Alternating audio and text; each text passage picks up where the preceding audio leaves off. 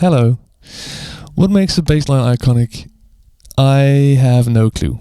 But it's often not the ones that are incredibly complex. It's more a matter of note choice, feel and sound. So I just wanted to show you my process of trying to make an iconic bassline.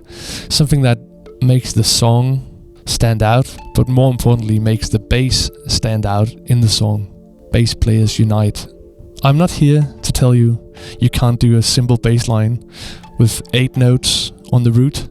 So many great songs have been built around a similar bass line. That can be iconic, and if it feels good in the room when you do it, go for it.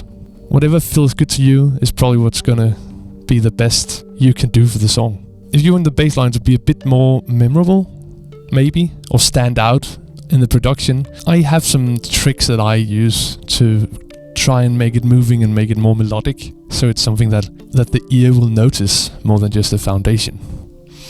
And I'm gonna show you that. Maybe those approaches are shit, and then just don't say it, don't tell me. To demonstrate, I'm just gonna make a beat real quick, pull some samples or some loops off of Splice, and then I'll just show you my approach to making a bass line. The screen is there. You can try and follow along. Maybe it's too small. I'm a aspiring video editor. Oh, and one quick tip: if you're not using Splice Bridge as a plugin, a standalone plugin, you should definitely check it out for things like this. It's so quick. It syncs the tempo of your session with Splice. You can just browse through loops and stuff, and it'll automatically sync to the session. So it just makes this thing so much easier. Let's just pick a tempo and get started. I think I'm gonna go for 92. I've already done so. Amazing.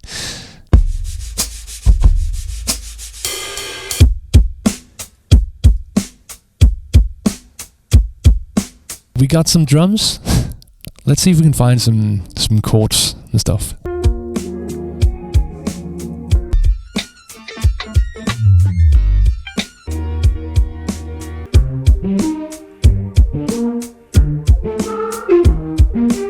If someone sends me a song, I'll usually give it a listen, make my notes.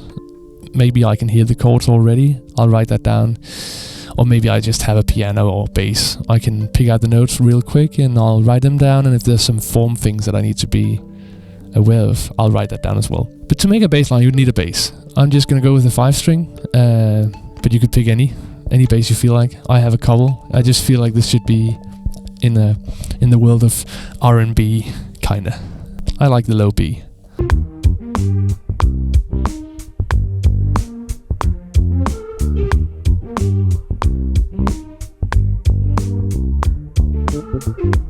Was it my best work? No. Or maybe it was. I don't know. But it serves the purpose of showing you how I would go about making the bass line and a beat. It's the same approach I use when making the shorts.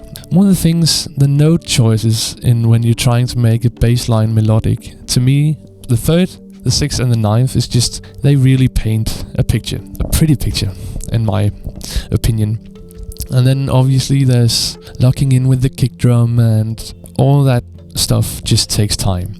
My best advice is just getting an interface and making it a habit to record yourself playing, making up bass lines. It's the quickest way to improve on that part of being a bass player. Usually I aim for like 3 full takes of a song, so the producer or the artist can mix and match whatever they feel is most appropriate for the song. And of course there's all these things with picking the bass, like if you're going for flat wounds on an LP played with a felt pick, if that serves the song, then you should just go ahead and do it. And if that's your sound and why you get called to do stuff, like, be true to that. I think, at least in my opinion, it gets better when I try to be myself in the studio. Like, I try to think about what I would like to do on the song, and also what the artist would want, but not that I'm bringing my ego into the session, but I try to bring my personality into the session. It's also important to remember, when you are in a session, you're not there to impress anyone. You're just there to try and make a song, and try to make the song as good as you possibly can. So that's the part where you leave your ego at the door. It's rarely the quintuplet, crazy, diminished run that you've spent all morning practicing that will fit or serve the song the best. If that's the case, man, you're lucky. And I am jealous. Thank you so much for watching. I'm Nikolaj Lippert, and if you liked the video, please feel free to like and subscribe. I'm making an album of instrumental music. I'm streaming the process, so you can follow along if you choose to subscribe. I'm posting the highlights here. And this is me pointing on this channel.